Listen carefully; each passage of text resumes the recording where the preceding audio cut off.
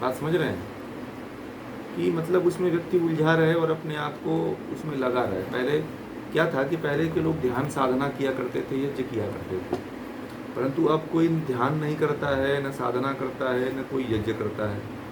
तो बाद के पंडितों ने क्या किया कि उसको पुण्य पुण्य से, स्नान से, दान से जोड़ दिया कि चलो इतना तो लोग करें। तो पहले के समय में क्या होता था, इन ग्रहों को ठीक करने के लिए क्या किया जाता था, यज्ञ किया जाता था। क्या किया जाता था, अब बता रहा हूँ यज्ञ की महिमा, ग्रहों को कैसे आप ठीक कर लोगे। जब हम यज्ञ करते हैं, एक बूंद घी से कितने जीवों को ऑक्सीजन मिलती है, 1 अरब खरब जीवों को, अरबों खरब जीवों को ऑक्सीजन मिलता है एक बूंद घी से। और सूर्य और चंद्रमा पर जो है घी की आहुति देने से, हवन सामग्री की आहुति देने से वह सबल बनते हैं। ठीक है, सूर्य और चंद्रमा क्या बनते हैं, सबल बनते हैं। ठीक है, तो फिर उससे कोई दिक्कत नहीं आती है। अगर उस समय आप हवन करते हो या कोई और कार्य करते हो तो फिर उस समय कोई आपको दिक्कत नहीं आती है। या मतलब दान पुण्य उस समय करना चाहिए, जैसे में पूर्णिमा है, अमावस्या है, यज्ञ करके, या अगर आप किसी विद्वान से यज्ञ कराते हो तो उस समय उसको दान पुण्य करो। पहले भी दान पुण्य लोग करते थे। जैसे भगवान राम ने अश्वमेध यज्ञ किया, तो भगवान राम ने बहुत से बड़े बड़े ऋषियों को बुलाया था और बहुत दान दिए। राजा जनक भी यज्ञ किए थे, भगवान श्री कृष्ण भी यज्ञ किए करवाए थे। तो कभी कभी तो आप लोग खुद निजी यज्ञ करते हो, कभी कभी बुला लिया करो यज्ञ करने के लिए। ठीक है, तो इससे आप लोगों को बड़ा लाभ हो जाएगा। कभी कभी हम लोग योग महोत्सव में आप लोगों की तरफ जाते हैं, तो उस समय आप लोग यज्ञ का जो है व्यवस्था रखिए अपने घर पे, तो वहाँ यज्ञ कर दिया करेंगे, तो उसका आप लोगों को विशेष लाभ मिल जाएगा। बात समझ रहे हैं? वैसे तो जाना नहीं। हाँ, आहुति देना है आपको, गायत्री मंत्र या महामृत्युंजय पढ़ करके आप जो है हवन सामग्री या घी की आहुति दिया करिए, 1 चम्मच घी से। ठीक है ना?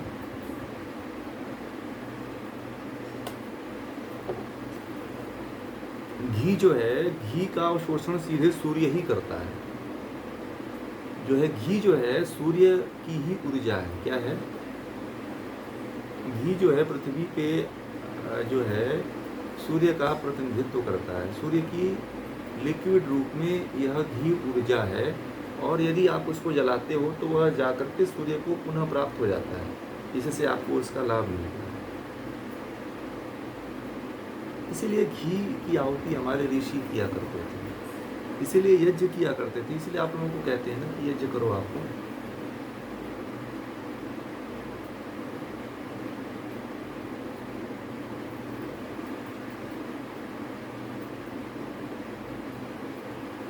कैसे करते हैं?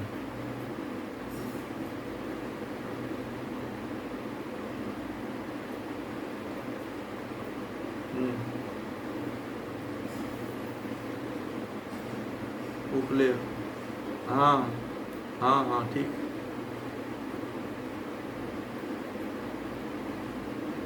हाँ, और क्या उसमें पूरा हवन सामग्री मिलती है, जड़ी बूटियों की।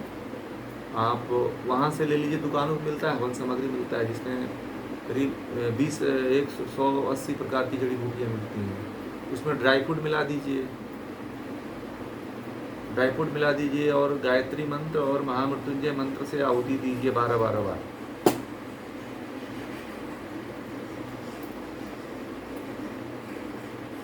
अब तो आप योग महोत्सव में आप आएंगे तो पूरा उसकी विधि बताएंगे कि कैसे करना है।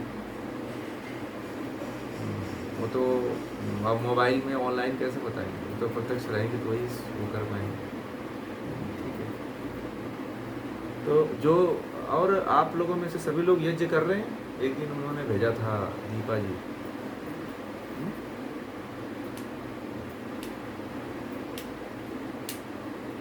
नहीं, दीपा जी को हमने अलग बताया हुआ है, आई थी ना वो, तो उस विधि से करिए जो आप लोगों को बताया गया है, वो वैदिक विधि है, वेदों की विधि है वो। तो उस विधि से करेंगे तो सभी देवताओं को उसका भोजन मिल जाता है, सभी देवताओं तक हमारी पूजा पहुंच जाती है। सबसे पहले पूजा किससे पहुंचती है? जो यज्ञ से। किसी भी देवता को जो चढ़ावा देते हैं, फल फूल चढ़ाने से कुछ नहीं होता है। देवता को सबसे जल्दी जो है पूजा किसके द्वारा मिलती है? अग्नि के द्वारा। ठीक है, अग्नि के द्वारा किसी भी देवता को उसकी पूजा तुरंत आने की, मोबाइल से भी तेज पूजा पहुंच जाती है। ठीक है,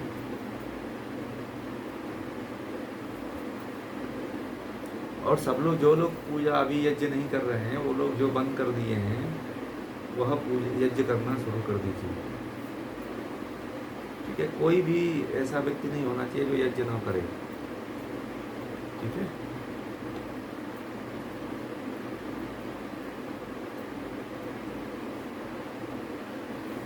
ठीक है ना। तो कोई प्रश्न है तो पूछिए आप लोग, फिर आगे चलेंगे।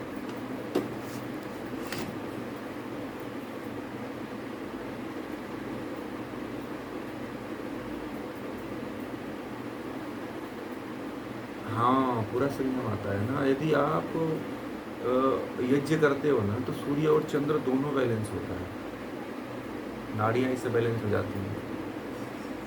क्योंकि ऋषियों की ऐसी खोज, मैं बता रहा हूँ कि ऋषियों ने जो यज्ञ की खोज किया है, ऐसी पद्धति को खोजा है कि दुनिया में ऐसी पद्धति है ही नहीं होती, जो सीधे कनेक्ट होती है और ग्रहों तक कनेक्ट होती है, जो ग्रहों और उपग्रहों को भी बैलेंस कर देता है। वह पद्धति ऋषियों ने हमको दे के गए हैं।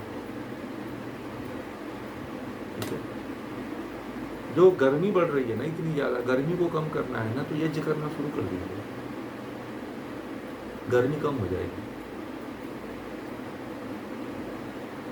ये क्या करता है, यज्ञ जैसे ही करते हैं, घी जलता है तो ऑक्सीजन के स्तर को बढ़ा देता है। जहाँ पे ज़्यादा यज्ञ, जैसे उड़पी क्षेत्र है, तो कृष्णा जी बताते हैं वहाँ बहुत यज्ञ होते हैं, तो वहाँ का जो ऑक्सीजन लेवल है आपको बहुत बढ़ा हुआ मिलेगा। ऑक्सीजन लेवल, जल का लेवल, मानो पांचों तत्व एकदम बैलेंस मिलेंगे जहाँ भी यज्ञ होगा। ठीक है, जहाँ पे यज्ञ होता है और जिस घर में यज्ञ होता है, उस घर में पांचों तत्वों का कभी हानि नहीं होती। देखिए, दुख तो आना है, जो आपके जीवन में दुख लिखा हुआ है वह नहीं कटेगा। जैसे मान लीजिए आपने कोई कर्म किया है, तो उस कर्म का फल तो आपको भोगना पड़ेगा। ठीक है, इसको स्वीकार करते हैं ना आप लोग, है ना। बाकी शरीर में जो आपको कष्ट, आपने जो कर्म किया है उसका कष्ट तो आपको भोगना पड़ेगा। ठीक है, तो उसके लिए परमात्मा को गाली मत दीजिएगा आपको कि हमने इतना पूजा पाठ करते हैं, इतना यज्ञ करते हैं और परमात्मा हमें दुख देता है। नहीं, अभी बताइए, आपने कर्म किया है तो कर्म का फल कौन भोगेगा? हम ही भोगेंगे। तो कभी कभी तो स्वीकार कर लेना चाहिए कि हे परमात्मा, हम कोई, मतलब हमने कोई गलती किया है, उसका फल हमें मिल रहा है, तो मान लिया करिए कि वो फल भोग रहे हैं।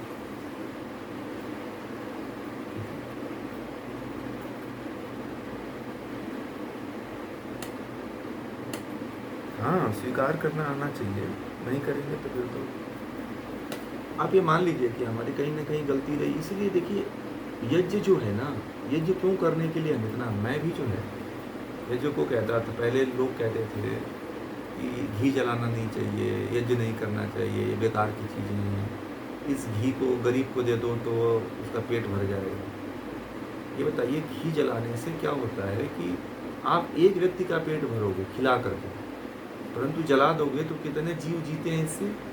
करोड़ों जीवों को इससे लाभ होता है, लाखों अरबों जीवों को लाभ होता है। तो अरब जीव, हाँ, अरबों जीवों को लाभ पहुंचाओगे कि एक व्यक्ति को लाभ पहुंचाओगे? बोलिए। अरे, अरबों जीवों को लाभ ऐसे होता है कि जो ऑक्सीजन है ना, यह जैसे कि जहाँ पे आप यज्ञ कर रहे हो, और मतलब कि 1 किलोमीटर के या 10 किलोमीटर के रेंज में उस वायु को शुद्ध कर देती है। आपका 1 चम्मच घी जो है उस वहाँ के पूरे वायुमंडल को शुद्ध कर देता है। और जो हानिकारक गैसेज होती हैं उसको ऑक्सीजन में कन्वर्ट कर देता है, पता है। और यही स्थिति नहीं बनी रहती है तो ब्रह्मांड में जो जीव हैं छोटे बड़े वो सब मर जाते हैं, कार्बन डाइऑक्साइड से, कंपनियों के प्रदूषण से और भी कई चीज़ों से। ये बताइए कोई ऐसा हमारा ऋषि है जो यज्ञ नहीं करते थे? आप लोग बताइए कोई हमारे ऐसे देवी देवता हैं जो यज्ञ नहीं करते थे? बताइए कोई हमारे ऐसे कोई भगवान है जो यज्ञ नहीं करते थे? भगवान माता हाँ, वो ऑक्सीजन सबसे अधिक कन्वर्ट करता है, सबसे अधिक।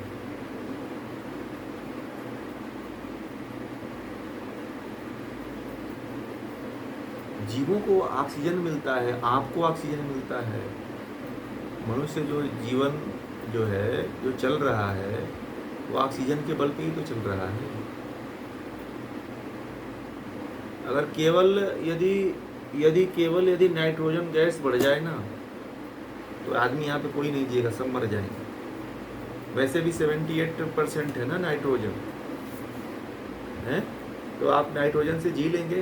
बताइए, नहीं जी पाएंगे। और पता है आप लोगों को जो बारिश होती है वो किससे होती है? बादलों को पिघलाने का कौन काम करता है? गीता में भगवान श्री कृष्ण ने आपको बताया है ना, यज्ञ करने से क्या होता है? बारिश होती है, और बारिश होने से बहुत से जीवों को अन्न मिलता है, लाखों करोड़ों जीवों को लाभ मिलता है। तो फायदा है कि नहीं है? आप बारिश करवा करके और अनाज उगा देते हो। अनाज क्या है? ब्रह्म है। अन्न क्या है? अन्न को ब्रह्म कहा गया है। इसीलिए यज्ञ जरूर करिए, अपने जीवन में शामिल करिए। पूजा भले न हो, यज्ञ को तो छोड़िए नहीं। भगवान राम अपने जीवन काल में कितने यज्ञ किए थे पता है? भगवान राम के अश्वमेध यज्ञ को एक बार रोका गया था, उनके पुत्र ने रोक दिया था। कहते हैं तो सत्य नहीं है।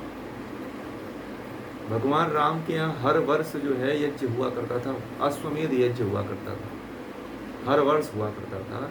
और ये देखा जाता था, अश्व घोड़ा छोड़ दिया जाता था अयोध्या से पूरे भारत में, पूरे विश्व में, कि कोई घोड़े को रोकता नहीं था। अगर कोई रोकता था तो उसको फिर भगवान राम या उनकी सेना आती थी और उसको उससे लड़ना पड़ता था। बहुत बड़े स्तर पे यज्ञ पहले हमारे देश में हुआ करते थे। अब तो खत्म हो गया, पर कोई कराता ही नहीं है न कोई।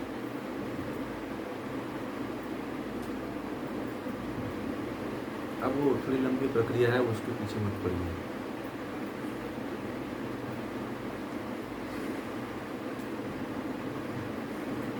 हाँ, यज्ञ हर चीज़ के लिए हुआ करती थी। यज्ञ जो है बहुत ज़रूरी है। देखिए कोई भी शुभ कार्य होता था हमारे यहाँ तो यज्ञ होता था। जब कोई अशुभ कार्य होता था तब भी यज्ञ होता था। और पता है भगवान राम के समय में हर घर में यज्ञ होता था। कोई ऐसा व्यक्ति नहीं था जब जो यज्ञ नहीं करता था। भगवान श्री कृष्ण के काल तक भी यज्ञ हुआ करते थे।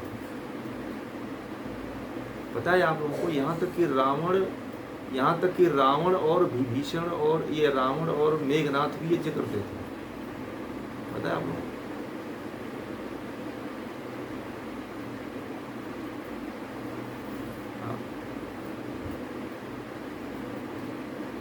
आपको वैदिक मंत्रों का कुछ नहीं पता है तो गायत्री मंत्र से आहुति दीजिए।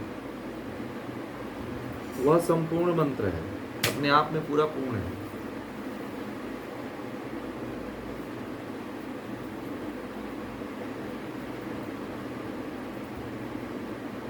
हाँ ठीक है।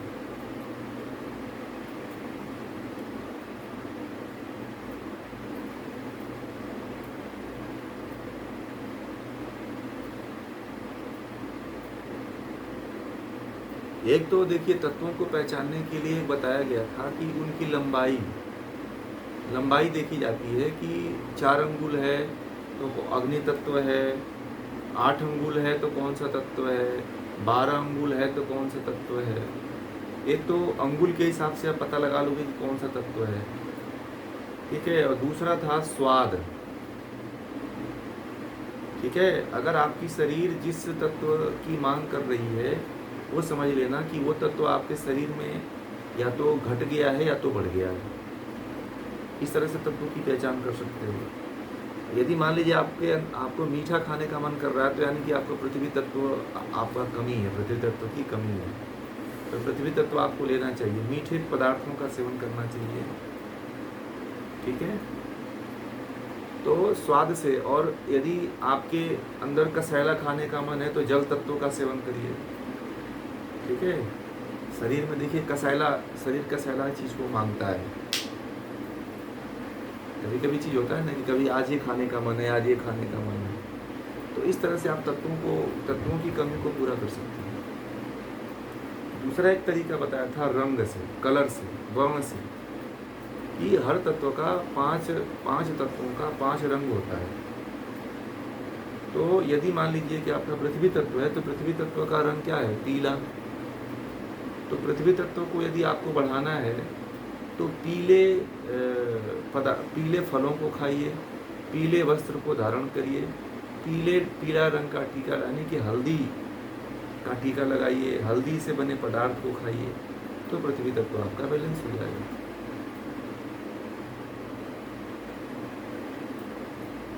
अग्नि का रंग होता है लाल। तो यदि मान लीजिए अगर आपकी अग्नि प्रदीप्त नहीं है, यदि आपको डायबिटीज है तो आपको लाल रंग के फल खाना चाहिए, लाल रंग के अनाज खाने चाहिए। आजकल डायबिटीज वालों को लाल गेहूँ खाने के लिए कहा जा रहा है ना, क्यों? इसीलिए कि लाल तत्व जो है अग्नि को बढ़ाता है। लाल रंग के कपड़े पहनने चाहिए जिनका अग्नि तत्व कमजोर हो गया हो। लाल रंग का टीका लगाइए, लाल रंग के जूते पहनिए, लाल रंग के बेडशीट यूज करिए, लाल रंग के सब्जी को, फल का, अनाज का सेवन करिए, रागी का सेवन करिए, वो भी लाल कलर की होती है। तो आपका अग्नि तत्व ठीक हो जाएगा। तो तत्व को ऐसे पहचानना है आपको, ठीक है।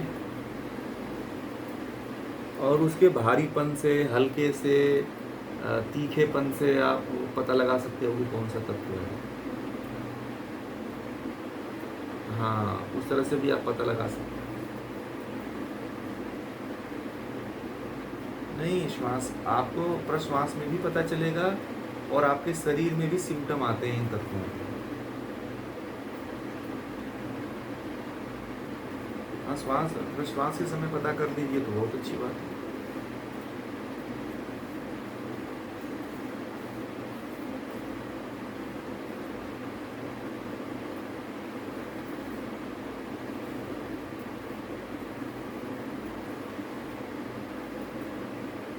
हाँ, उस समय ज़्यादा होगा। 16 अंगुल में कौन सा तत्व है? वायु तत्व होगा शायद।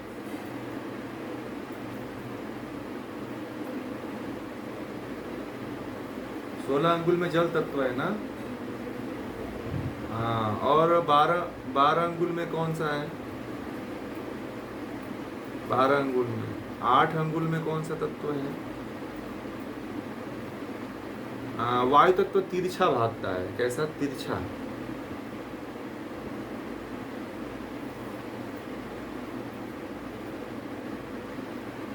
पृथ्वी तत्व का टेस्ट जो होता है वह मीठा होता है। हाँ, अग्नि तत्व का तीखा होता है।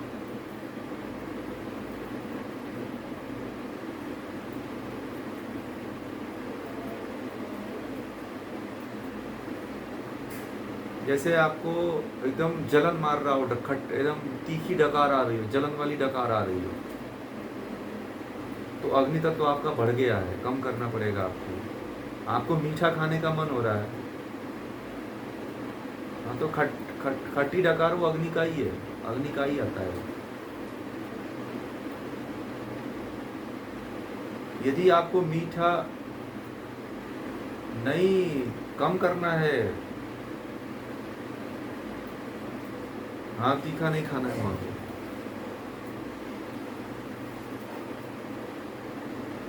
हाँ, पित्त बढ़ गया तो अग्नि तत्व बढ़ जाता है। माइक बंद करिए जिनका भी आवाज़ बहुत गड़बड़ कर रहा है।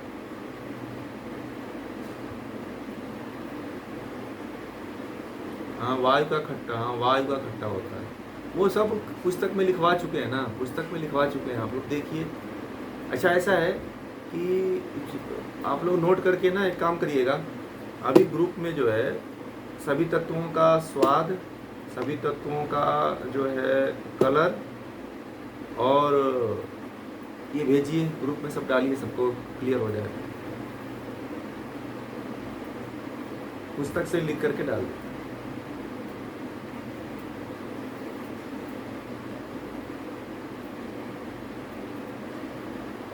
हाँ, अगर बहुत, जैसे मान लीजिए कि आपको तीखा लग रहा है, तीखी डकार, जलन वाली डकार हो रही है, तो फिर समझ लेना कि आपको अग्नि तत्व आपका बढ़ गया है, पित्त बढ़ गया है। नहीं, खाने के बाद भी और खाने से पहले भी, दोनों स्थितियों में ये होता है।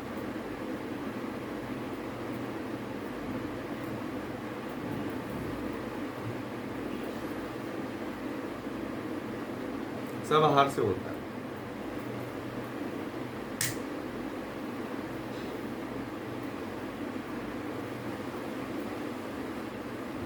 एक तरीका मैंने बताया था कल, जैसे मान लीजिए कि अगर आपका अग्नि तत्व बढ़ रहा है तो उस समय सूर्य स्वर चलता है, ठीक है। जब अग्नि तत्व बढ़ता है तो सूर्य स्वर चलता है ज़्यादा, तो उस समय आपको चंद्र स्वर चलाना है,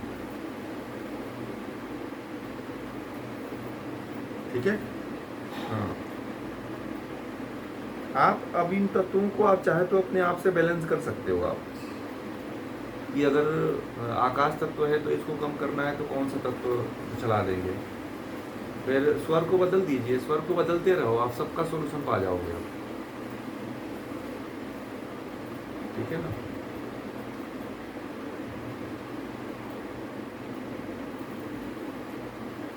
हर घंटे में बदले तो ये नहीं कह सकती कि हाँ हर घंटे में हर स्वर बदलता है, तो फिर समझिए कि अच्छा रहता है। और कल बताए थे लोग कि 3-3 घंटे, 4-4 घंटे, आज इन्होंने भेजा है, तुषार जी ने भेजा है अपना जो है। हाँ,